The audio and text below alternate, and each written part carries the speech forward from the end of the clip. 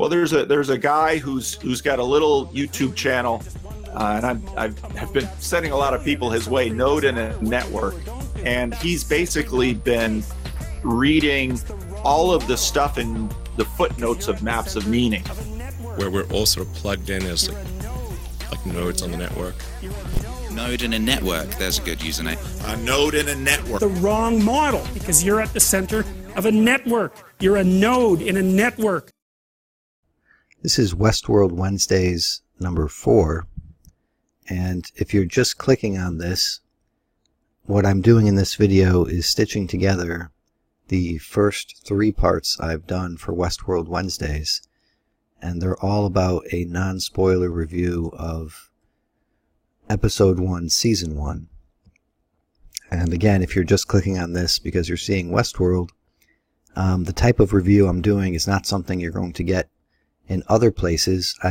As the show has aired, I've read many reviews, and I've kept up with the reviews on YouTube from popular reviewers, and none of them are speaking about the things I'm going to talk about. And it's primarily because I'm focusing on what I call a Petersonian review, and that's concerning the psychological aspects and philosophical aspects of the show. So if you're interested in that kind of thing, I'm stitching up, like I said, all 3 parts regarding Episode 1 into this video, and it's going to be kind of long. But if you're interested in into little bites of it, short bits of it, I have videos between 15 and 20 minutes long, I think, regarding Episode 1, Season 1. And like I said, it's non-spoiler in that I will not spoil what happens throughout the series, but I will go over things that do happen, of course, in that episode. And if you have seen the series, there are some things that I will speak about that you will understand having seen the series already. But even if you haven't seen the series, you can still appreciate what I'm saying. You just won't understand it to its fullest extent. I hope that makes sense. So, like I said, what I've done here is I edited out my intros and outros, basically, and I've put it all together in one large video. Because I know there are certain types of people who just like to put on a long video and then play a game or do something else while they listen to it. So here it is. Again, thanks for watching or listening. And if you're into these kinds of psychological and philosophical takes on Westworld, or I'm going to be doing other things pretty soon as well, please like the video and subscribe. Thank you. A couple of things about the format I'm using. I would like to use video clips when I'm talking about important scenes, but I'm already getting worried about copyright strikes because I have one against my channel because of my A Cure for Wellness review, because I played 50 seconds of a muted trailer, which I'm challenging that, but I don't want to keep getting copyright strikes, and so I'm not going to play any video from any scenes in the series. But what I do want to do is get screenshots or pictures that are relevant to the scenes I'm talking about, so that if you're watching this and not just listening to it, you have something to look at that's kind of interesting or relevant. So I did do a lot of picture finding, and I have about half of the episode ready. I think I'm only going to review, like I said, just a few parts of the episode from a psychological perspective. And if you're new to Jordan Peterson and what kind of psychology this is going to be regarding, it's has a lot to do with Carl Jung, the pragmatists, William Blake, Northrop Frye, Dostoevsky, Kierkegaard, Nietzsche, that whole basket of people. And I mentioned William Blake specifically, not only because he's influential through Northrop Frye and Jordan Peterson, but also because Lisa Joy, one of the main writers of this series and directors, she's very much influenced by romantic poetry, and William Blake specifically, and so much so that he was even explicitly quoted twice in the second season. So here's a couple of things I have to just brush by because I don't have a lot of time to go over it. Like I want this video to be perhaps 30 minutes long, definitely under an hour. We'll see how I do. I'm going to be quoting some primary sources, and I think that's one of the values I bring to my channel and to people who watch. Maybe you're coming here from Paul Vanderklay's channel. One of the values I want to bring you is quoting some of the primary sources that I've read, and I think that's sort of why I also named myself the node in a network, because I'm sort of bringing information to the rest of you in that manner. It's usually stuff I was messaging Paul about, and of course Paul has his own agenda and his own way of working through things. So, of course, why not just do it myself? So, and that's pretty much the genesis of my channel. So a couple of things. So the Vitruvian Man is a drawing which is in pen and ink on paper, depicts a man in two superimposed positions with his arms and legs apart and inscribed in a circle and square. The drawing and text are sometimes called the Canon of Proportions, or less often the Proportions of Man by Leonardo da Vinci. And so you might say, well, why are you bringing this up if you're not familiar with the series? Well, I'd like to do a whole analysis of the intro, but I can't, and so this is my way of covering the intro in just one paragraph and one picture. If you're familiar with the series, placing the Man in Black as the Vitruvian Man that we see being created in the opener of every episode is perhaps something you should think about. I don't want to explicitly say it for those who have not seen it, but I think there's enough there for you to put the pieces together and think about him in a slightly different way. In fact, let me bring up some of my notes here because I will be referring to them in a minute. Another way, the episode's called The Original, and I think partway through the episode you are meant to imagine, or you're meant to believe, that this old robot that Ford is having a drink with down in the sub-basement 83, which by the way is a representation of the unconscious. Again, I have to be really quick as I say these things.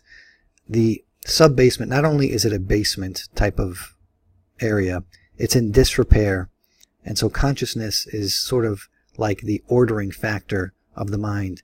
And since it's in disrepair, that is the unconscious representation. Things are not quite as organized. In fact, they're so disorganized that there's floods happening, and you'll often hear the phrase, perhaps, you're flooded by consciousness, or you've been flooded by your unconscious and your dream states.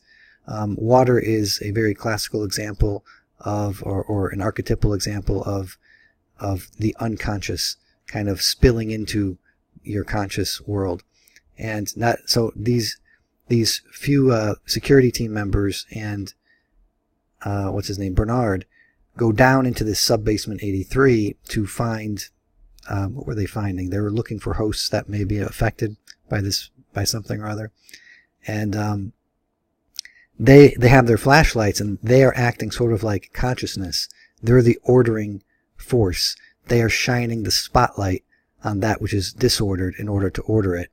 And that's what consciousness is sort of like. It's the spotlight into the world to order things and to perceive things. And what they find down there, besides sort of like this army of the dead, which is also kind of reminiscent of a place like Hades or Hell, they also find Ford. And Ford is sort of the creative person of the park. He creates the narratives, and he's also responsible for creating the hosts. And he's sort of kind of just enjoying some time reminiscing with one of the first hosts.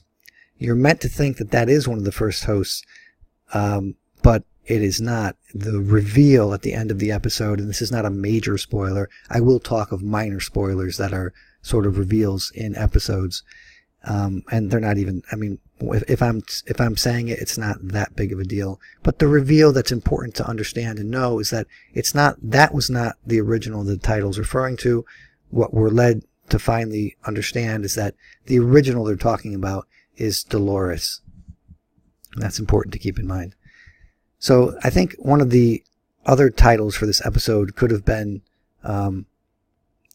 Awake, O Sleeper. And I'm pulling that from Ephesians 5:14, as you can see on the screen. It says, "Awake, O sleeper, rise up from the dead, and Christ will give you light." Think about that. If you've already seen the series, think about how that applies. But I wrote a couple of lines here that are just quick thoughts. Ford mentions resurrecting the dead, calling forth Lazarus. This is something that he's trying to compare himself to Jesus, and that's also kind of making Ford out to be a representation of God.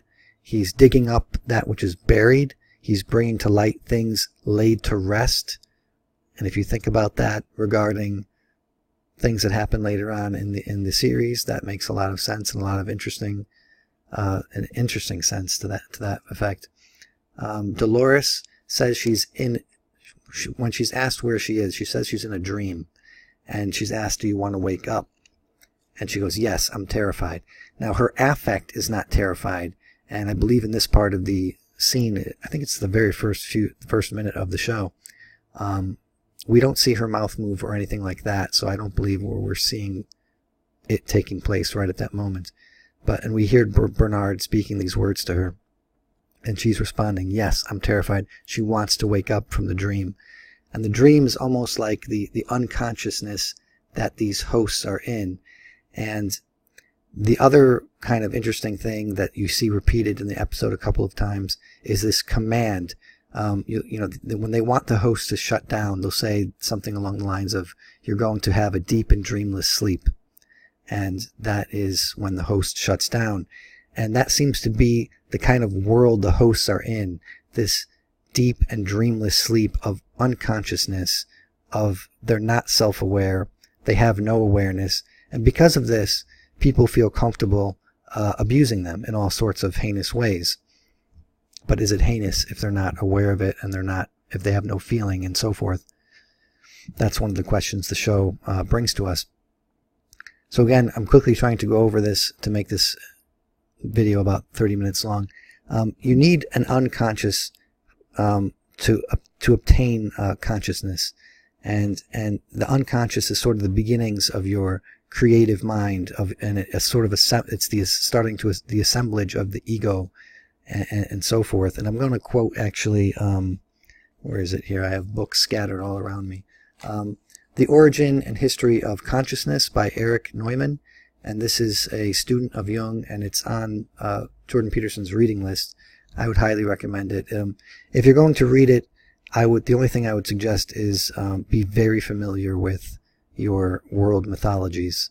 I was a little bit lost in certain parts of it because I wasn't that familiar with world mythologies. But if you're really good at world mythology, pick that book up and read it. It's a fascinating read. I'm going to quote a couple of paragraphs from it so you can understand the unconsciousness to consciousness part of human development. Now here I have a few pictures. I'm just going to run through some of them. One of the interesting things in the first episode is they introduce you to Westworld, and they introduce you to this series of repeating days for the hosts. The hosts have no free will, and they sort of have a pre-programmed set of routines, and every day is sort of a new day for them, and it's sort of the same day for them, except for when humans interact with them and move them into different routines. You have a close-up of a player piano that's often shown in the first episode, and actually maybe even every episode. I think it's a wonderful example of one of our first machines that we sort of put to service to entertain us, just as these hosts are put to service to entertain us. Another image of the player piano. Here's Teddy riding in, and we're meant to see him as a guest, and one of the minor reveals is that Teddy is not in fact a guest. Here's a picture of the scenery. It is set in the West, as you might expect. This is an interesting little scene between Dolores and Teddy. She's pointing out the fact that although he's dressed as a cowboy of sorts, he has no real knowledge of their activities. and he's wondering how these cows are all gathered up, and she points out to him a Judas steer, and that's something to keep in mind. They obviously pointed that out. They showed us this for a reason. The Judas steer, she explains, is the steer that all the rest follow, even to their doom. And you see here, I have this picture included because there seems to be a real relationship, as far as you can tell from the outside appearance, between Dolores and Teddy. There's nothing in their affect or dialogue that seems to indicate that they're not human. And just about to that one point about them, being so close to human, there is an interesting little bit of dialogue between Teresa, one of the upper level management types of the park, and one of the lead writers, Mr. Sizemore. Sizemore is complaining that Bernard and Ford, Anthony Hopkins plays Ford, are increasingly trying to make the hosts more real, more human-like, and he doesn't think that they should get any more human-like, and the guests may be repulsed because all of a sudden they're completely indistinguishable from humans, and then all of a sudden all the evil acts that the guests do towards these hosts that they pay to do, they might shy away from doing, and then the park might lose business. This was an interesting scene where Dolores's parents are being killed by some bandits, and it struck me that here, I'll just fast forward to, okay, here we go. So there's milk and blood, and this sort of reminded me of, they show this milk and blood mixing, and it reminds me of a couple of different things. There's ancient sacrifices in which you would give libations toward the gods, which would be wine, honey, or milk, and also blood sacrifices where you would sacrifice an animal or something like that. And here you see kind of both mixing there, being sacrificed, and these are the hosts themselves sort of being sacrificed. His milk was spilled, his blood is spilled, and what are they being sacrificed for? It's usually the pleasure of a human being. In this case, I think Teddy is the one who killed this one, but the man in black shows up, and he's the one who's sort of on a rampage in the park, and he's been on a rampage in the park, I think he said, for 30 years, ever since it opened. The other thing this reminded me of was the so-called milk of the manger, where Christ was born, and that's sort of the easy thing to accept in the divine story of Jesus. The milk of the manger, it's the easy thing, it's the thing that nourishes us, it's the thing we kind of want to remember and want to think about when it comes to a savior figure. But what we don't want to remember is the blood sacrifice, the Jesus on the cross, and all that entails. That's sort of the meat of the cross, that's the blood of the cross, that's the hard thing to understand and to accept and to think about when we think about sacrifice for us. And the show is bringing it up, I think, with this very visual image here. Here we have the man in black. Now, I have quite a few things I think I'm backed up that I have to get to. So let me see, according to my notes, there are several interesting things here that the man in black says dialogue-wise. Oh yeah, I should mention that one of the interesting things of the show from my perspective is that it's sort of going through two things, and these are the two things I want to bring out in my reviews. Of course, it's the much talked about bringing of consciousness into the world through the hosts. Like, you're going to hear about that from a lot of reviewers, and of course I have to touch on that because that's such a big part of the show. But I want to touch on it using some primary sources. Like I said, The Origin and Histories of Consciousness. This is a book that Jordan Peterson recommends and will shed some light on what's going on in the show. And I also want to show, it's one of the theories I have, is that the show is a psychological journey of parallel awakenings. Like, you remember how I said the show could be called Awake, O Sleeper? Well, several characters have these awakenings. It's not just the hosts, although it's important among the hosts. And so several characters have these awakenings, and two in particular that I think are extremely interesting to think about and to look into is this man in black here and Ford, played by Anthony Hopkins. They both have very interesting awakenings, and they're both dealing with very interesting parts of themselves in the show. And I think it, like I said, the show shows us a psychological journey as much as anything. Let's see, where is the... Oh yeah, that's right. So in this scene, the man in black is, of course, showing us that he is a guest. He cannot be harmed, and Teddy cannot harm him because he is a host. And in the park, hosts cannot harm guests. That's part of the deal. He also mentioned something very interesting that I think many reviewers overlook. He says that it's cruel that the writers and creators of the park pair up certain hosts with each other.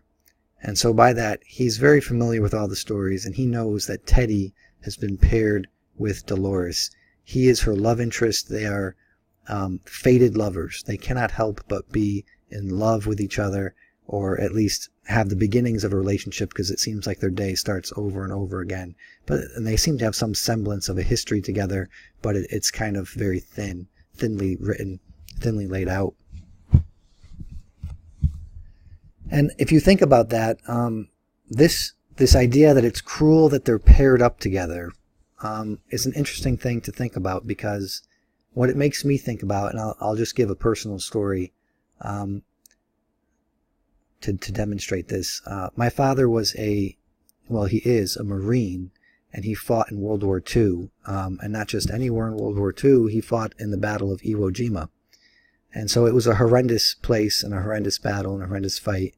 And he was, I believe he joined the Marines when he was 17, so he was underage, and he decided to go off to war as a naive, virtual child at 17. And so, that was a very traumatic and, life-changing development for him. But what was more frightening for him was when his nephew, I believe he came down with some kind of disease. I believe it was cancer. And so there was a 5-year-old little boy who had cancer, and he was in a hospital for a while. And for my father to go visit his nephew in the hospital, that was a real challenge. That was something as frightening as going to war. And so here you have a child that comes into your life, like the man in black is saying, these two are paired up. And it's sort of a wonderful event that fate might have it, that you have a child now, and you get to know this child, and then all of a sudden they're 5 years old and they're taken from you. Well, imagine the loss. Like, that's just unbelievable. I can't imagine it, but it's an unbearable, unbelievable loss that you suffer, to be united with something like that, a child, and then taken away. That's cruel. That's something that people will shake their fists at God and say, why? And it's easy to blame God for this. And here you have the man in black.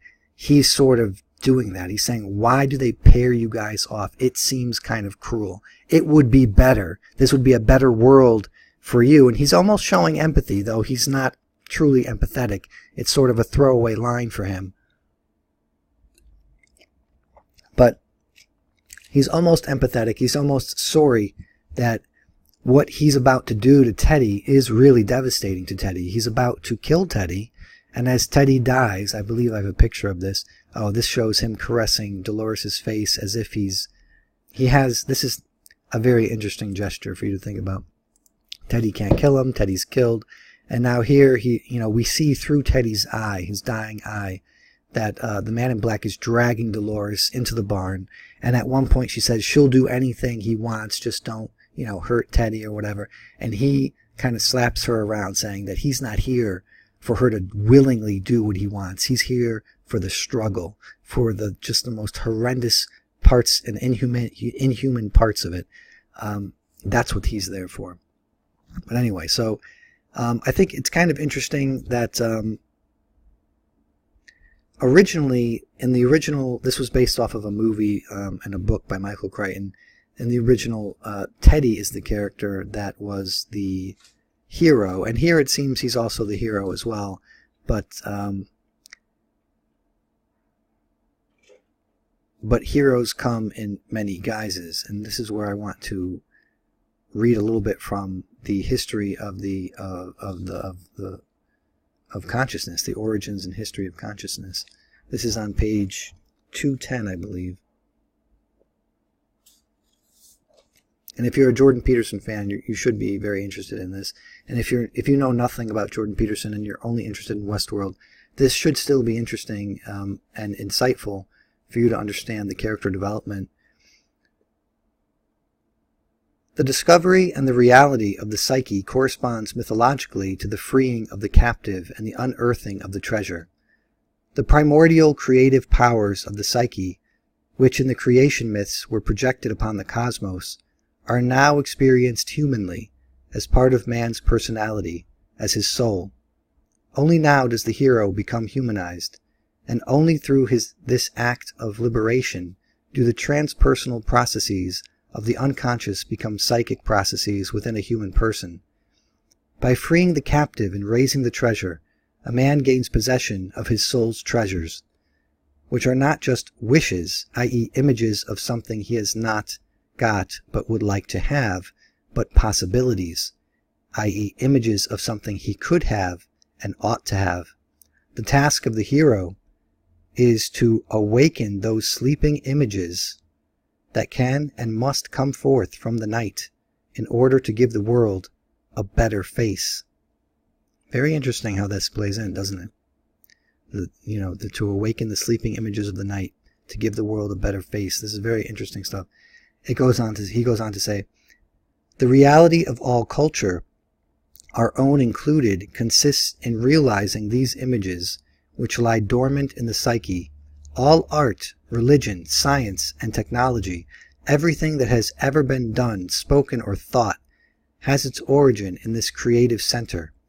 The self-generating power of the soul is man's true and final secret, by virtue of which he has made in the likeness of God, the Creator, and distinguished from all other living things. These images, ideas, values, and potentialities of the treasure hidden in the unconscious are brought to birth and realized by the hero in his various guises: savior and man of action, seer and sage, founder and artist, inventor and discoverer, scientist and leader. And I think that's something very interesting to think about regarding the various characters you're going to see here, particularly this man in black, particularly Dolores, and particularly Ford. Westworld Wednesdays, Season 1, Episode 1, Part 2. I got my computer back up and running today after work, and so I have a short presentation. I mentioned last time that when I tried to do this video from my notes after watching Episode 1, it was like over 2 hours long, and it was a mess. So I'm trying to break up that mess into just a few smaller parts that are more manageable for the average person to get through, and that point to some interesting details that you might not hear in other Westworld reviews, particularly at the psychological level, citing people like Dostoevsky and Kierkegaard in this installment. So I was going to point to Dostoevsky's Notes from the Underground and the idea he has there about, man is not a piano key. But I would like to just point you, if you're not familiar with Jordan Peterson, just look up Jordan Peterson's lecture on Dostoevsky and man as a piano key. And I think there's 10-minute clips out there that you can look to where he goes over that part. The gist of it is that, not that I'm going to do that lecture justice, but the gist of it is that Dostoevsky is arguing that man has free will. And even if it sort of reminds me of the argument that Agent Smith makes to Morpheus in The Matrix, Part 1, that man has free will, and so even if everything is provided to man, if all his needs and desires are met, he will feel the need to exercise his freedom, and he would destroy his world just to exercise that freedom. And Agent Smith sort of makes the point to Morpheus that in some of the early versions of the Matrix, the humans were given a sort of fantasy world where all their needs and wants were met. It was sort of like heaven, right? This paradise. But he said the people kept waking up. Now, he has a little bit of a different justification as to why people kept waking up. I think he mentioned that the human brain or consciousness sort of required suffering. And if it wasn't apparent or real, then the brain thought it was in a dream state and would try to wake itself up, something along those lines. But Dostoevsky has sort of a quasi-similar idea going on, that man has to exercise his free will. He has to have that freedom to be a man.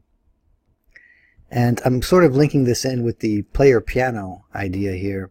And they introduced this really early on in the season. I think it's in the credits actually, and that's what I wanted to point out. That the player piano is very interesting because it is sort of one of our first mainstreamed mechanizations of what only a human artist could do otherwise before this came about. So before the player piano, it might have been thought that only a human being could play music, sophisticated things like piano pieces. But then came along the player piano, and all of a sudden this music could be played without the human being, without the human soul. And here's another picture. I think I have a few pictures of the player piano that they use.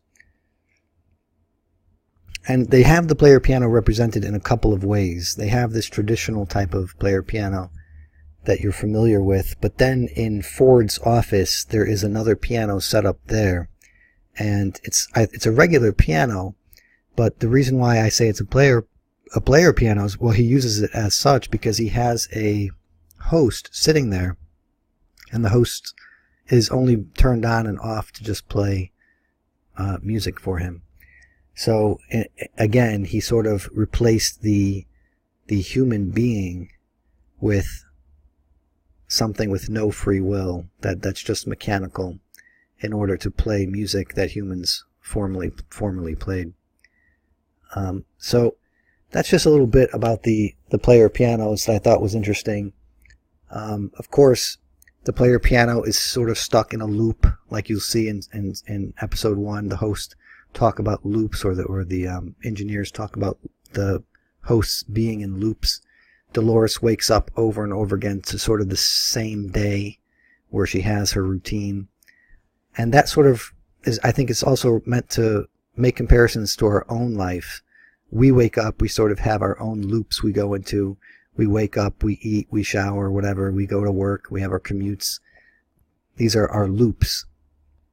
And now, just like the hosts get interrupted by people who have free will and who are conscious, do we also get sort of interrupted in the same way? And so as we watch this first episode, it's kind of jarring that how similar we are to these hosts.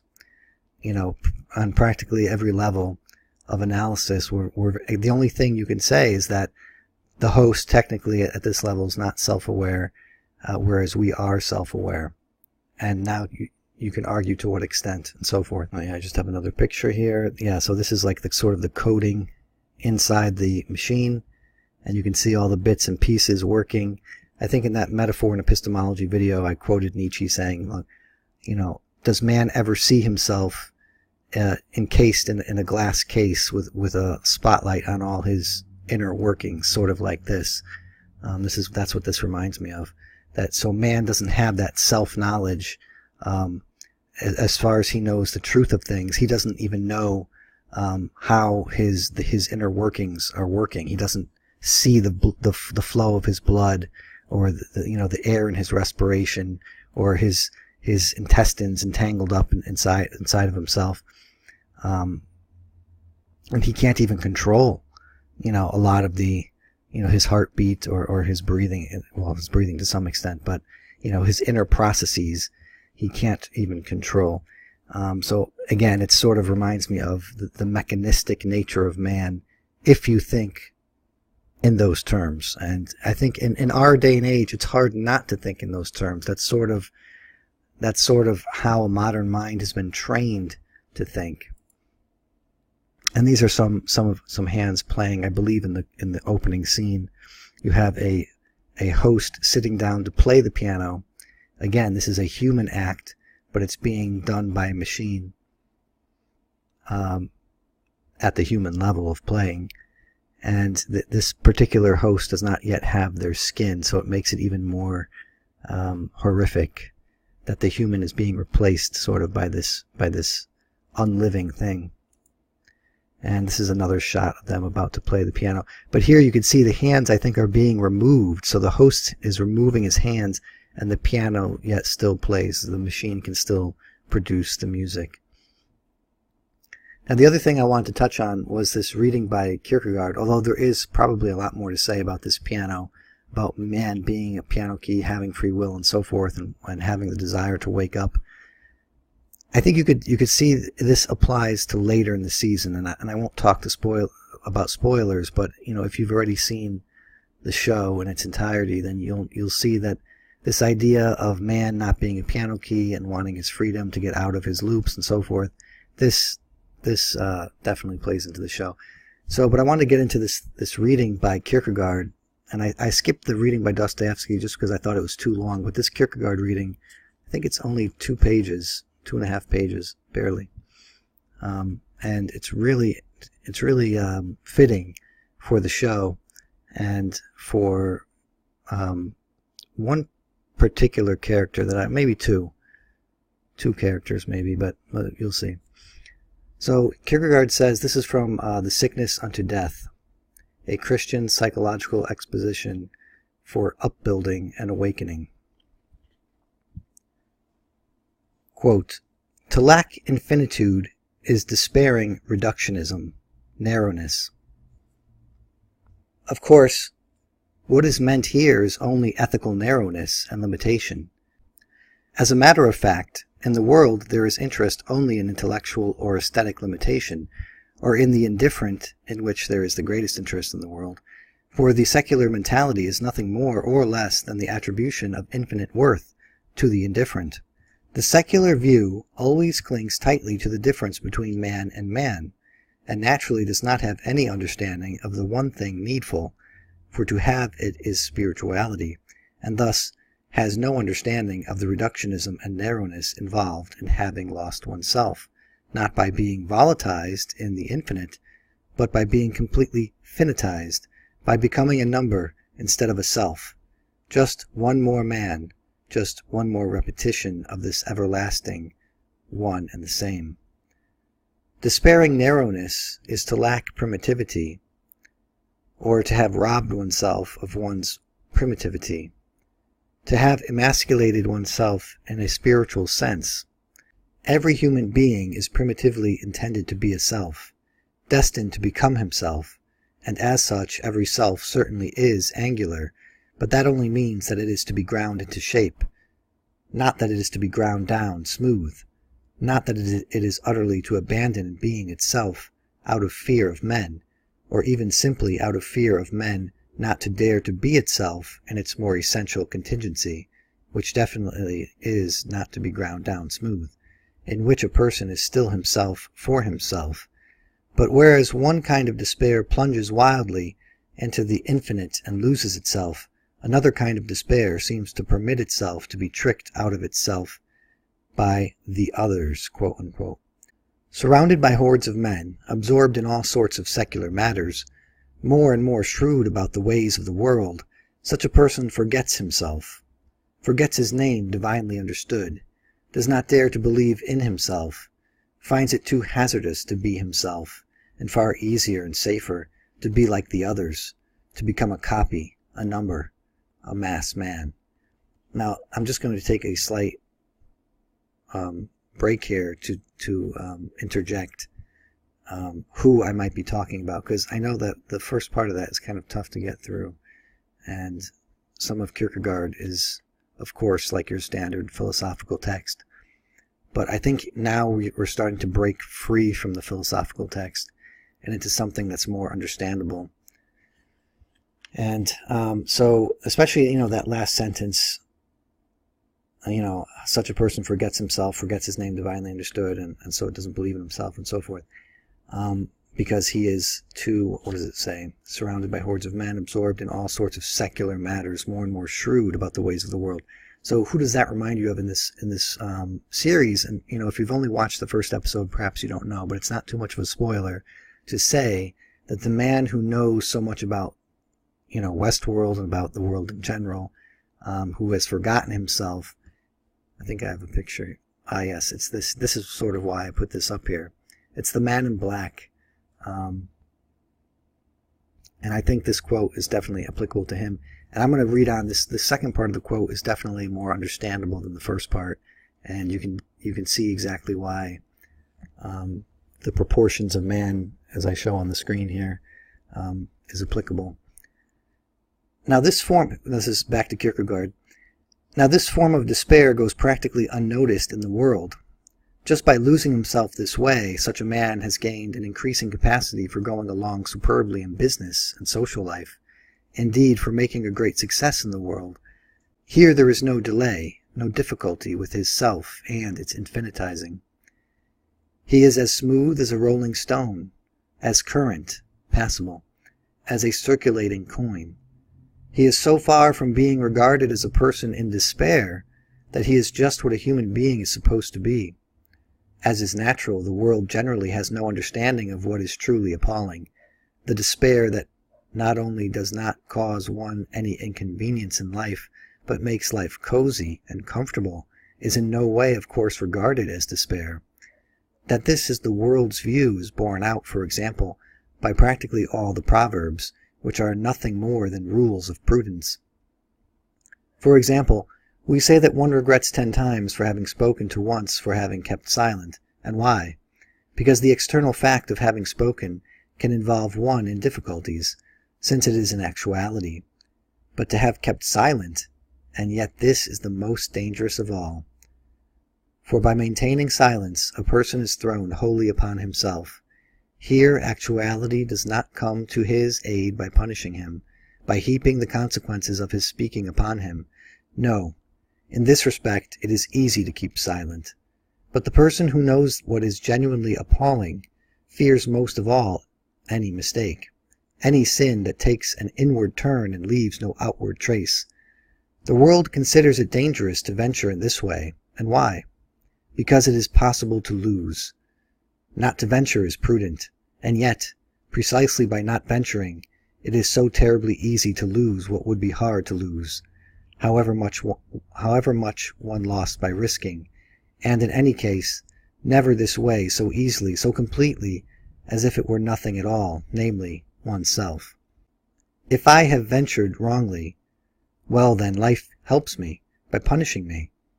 But if I have not ventured at all, who helps me then? Moreover, what if by not venturing at all, in the highest sense, and to venture in the highest sense is precisely to become aware of oneself, I cowardly gain all earthly advantages, and lose myself? So it is with finitude's despair. Because a man is in this kind of despair, he can very well live on in temporality, indeed, actually all the better, can appear to be a man, be publicly acclaimed, honored, and esteemed, be absorbed in all the temporal goals. In fact, what is called the secular mentality consists simply of such men who, so to speak, mortgage themselves to the world. They use their capacities, amass money, carry on secular enterprises, calculate shrewdly, etc., perhaps make a name in history, but themselves they are not. Spiritually speaking, they have no self for whose sake they could venture everything, no self before God, however self-seeking they are otherwise. Now, I think Jordan Peterson goes over that part too at some point in his lecture series, but I don't remember exactly. But I remember, reading this book in college, and that was just extremely powerful. It spoke to me. And if you're watching the series, I just want to bring it back into your life if maybe you've heard it before or maybe it's new to you. And think about it with regard to this guy here, the Man in Black, as far as we know him in Season 1, Episode 1. And if you're familiar with the series in its entirety, that quote makes even more sense than if you've just seen Episode 1, Season 1. I thought I had another slide up, but anyway, this will do. So I want to focus here on the Man in Black again, and you can tell I'm kind of hammering this home. I think he and Ford have been the focus of 2 of the 3, or maybe all 3. I know I did the player piano last part, and I just kind of reviewed the first episode or the first video I did about this to make sure I don't hit on anything in the same way again and again. But I do have to bring up the Man in Black and the Vitruvian Man again. I want to focus on some of these themes. Man being made. So you're going to see in the intro an actual host being dipped into like this liquid white stuff, and it's the construction, and he's sort of held up like a Vitruvian Man, which I went over I think in that part 1 of the series. And so you're going to see that man being made, the hosts being made. You're going to see one particular man being made. I believe that is you're going to see the Man in Black being made, essentially, as far as his psychological development. That's how I mean that. And that carries through, as far as I can tell, because we're all the way through Season 2. But it starts, of course, in Episode 1, Season 1. Man being remade over and over again. This is what you see with the hosts when they get injured or shot or cut or whatever happens to them in this park of horrors. They get remade, and their minds also their software gets updated and remade as well. You see part of the hosts getting updated, and the reveries appear to be a bug at first, and then they're known to be more like a feature of the programming instead of a bug. And by the end of this first episode, which is called The Original, Dolores is said to be like new. I believe it's the security officer who says that. He says she's been repaired so many times that she has all like new parts, basically. So even though she's the original host of the park, she is like a new host. That's significant because in one sense, she has gone through so much trauma that every like piece of her has had to have been replaced. And this is part of the great thing I think the series shows, as far as an awakening to consciousness happens through trauma, through suffering. And I think this ties very nicely into Jordan Peterson's psychology, and the importance of, and the sort of basic role that suffering plays in the human psyche and in our world. And I think the show really highlights it very well and gives it sort of like a baseline as far as the host's life. Their life is basically suffering, and it's from that they start to emerge into consciousness. And that, again, that's just part of the picture, but I think it's a really interesting part of the picture. So I think last episode, or was it the first part that I did, I mentioned how the episode could also be called Awake, O Sleeper. Because, you know, they have like a code phrase that they say to the host that sort of shuts them down for them to go into a deep and dreamless sleep. And I think I covered that in another episodes or the video, so I'm not going to cover it here.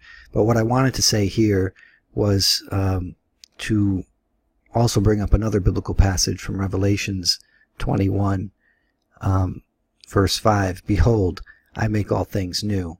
And I guess that's also a reference to Isaiah somewhere. But so when he says that, you know, Dolores is like new again, I'm thinking about this, I make all things new.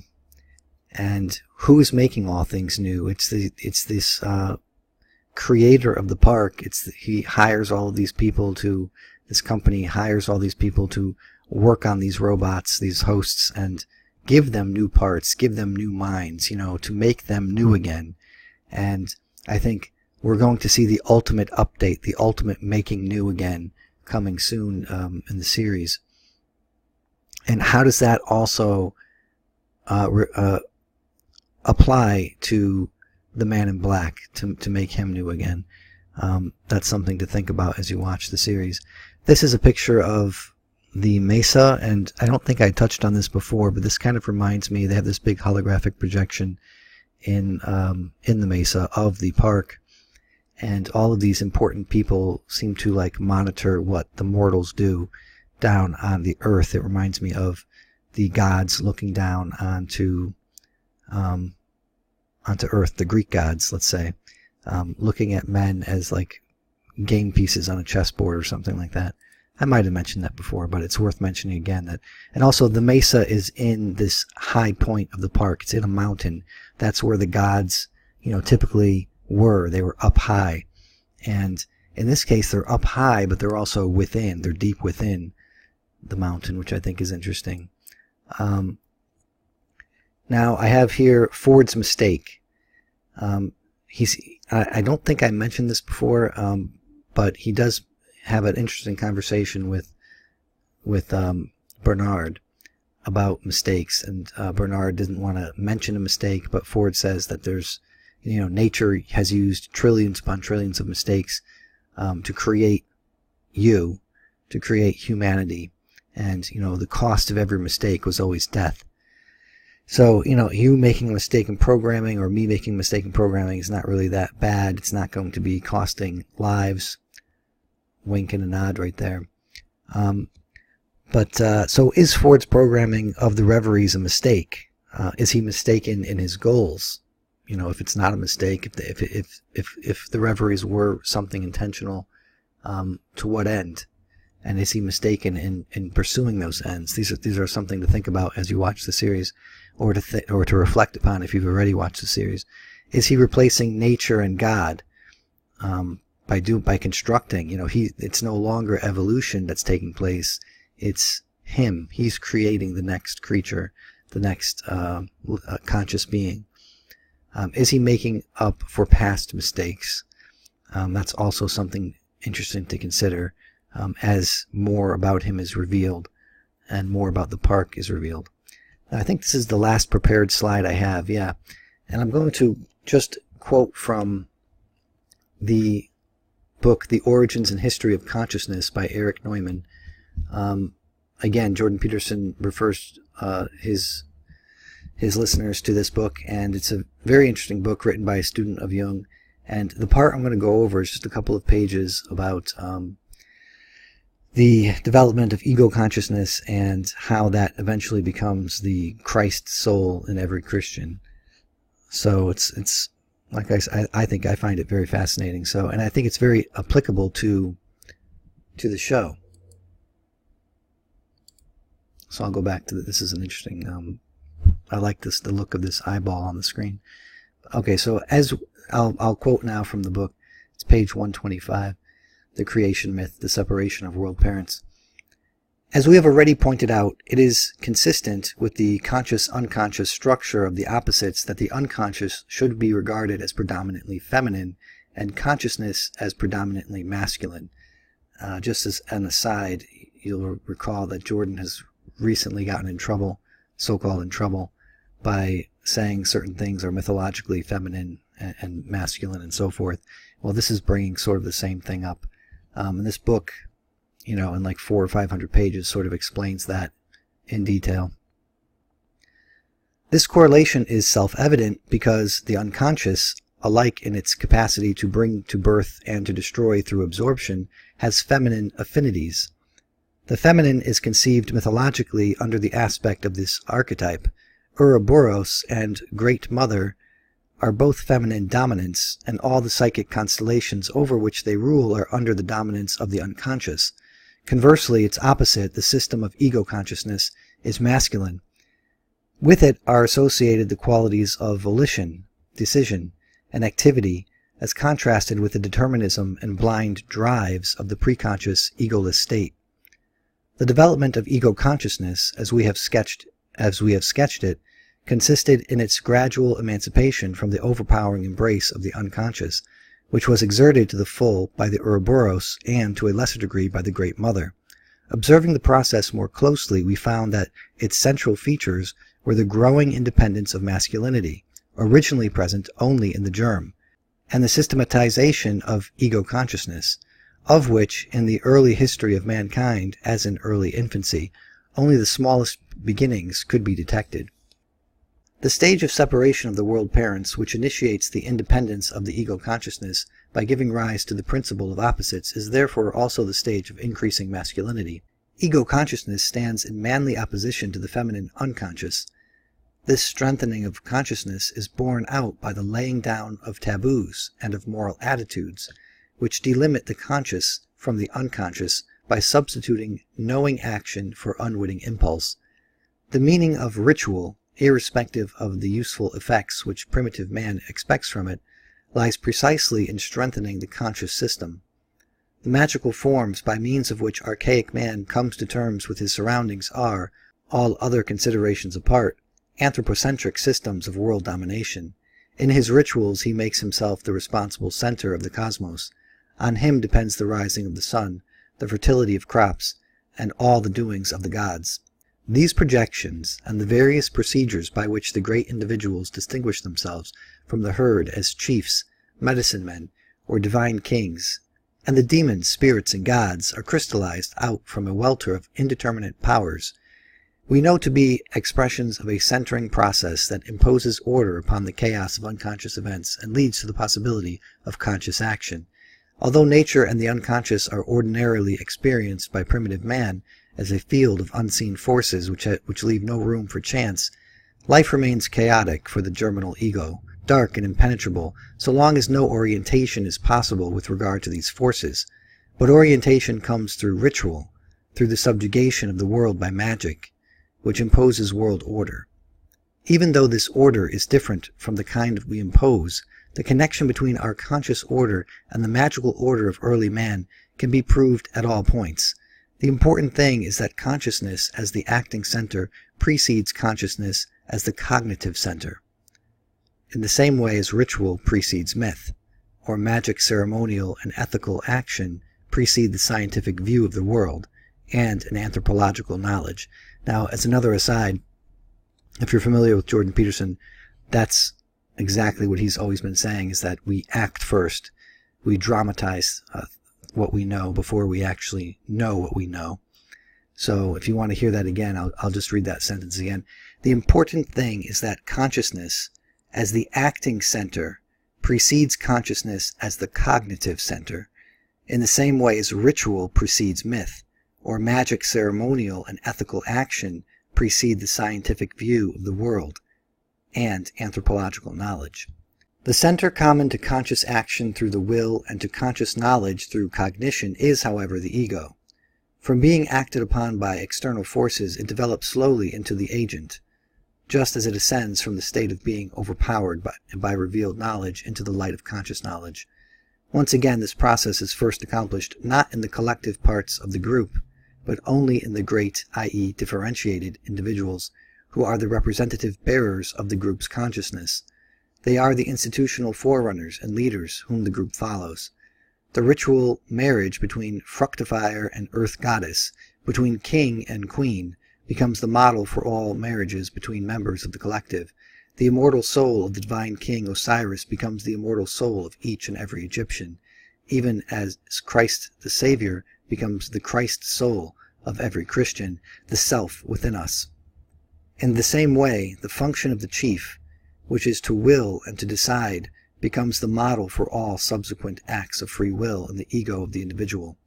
And the law-making function, originally attributed to God and later to the mana personality, has in modern man become his inner court of conscience. We shall be discussing this process of introjection later, but for the moment we shall formulate the masculinization of consciousness and its theoretic importance thus. Through the masculinization and emancipation of ego consciousness, the ego becomes the hero. The story of the hero, as set forth in the myths, is the story of this self-emancipation of the ego, struggling to free itself from the power of the unconscious and to hold its own against overwhelming odds.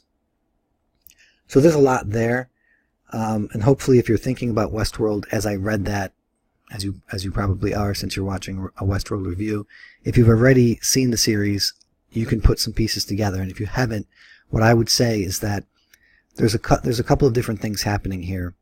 Like I said previously, you're watching what you're really watching, or one of the things that's interesting that you're watching in the series, is the creation of, as I put it earlier, a man, but also his consciousness. And you're also seeing, one of the things you're seeing is the creation of a god and the falling of a god, the dying god and the ascending god. You're seeing a principle of rules and taboos being established, and you're also seeing it collapse. And as things collapse, a new consciousness rises from the unconscious. And you're going to see this in a male form in the Man in Black, and you're going to see it in a female form with Dolores. So it's a lot to keep in mind if you're new to the series and watching it. But I think the series does a wonderful job over the first 10 episodes of sort of just laying it out layer by layer and little by little over the course of 10 or 11 hours or so. So I think that's where I'm going to end this review today. And like I said, I'll probably stitch everything together for episode 1 so that people can find it in one video. And then next week I'll move on to episode 2.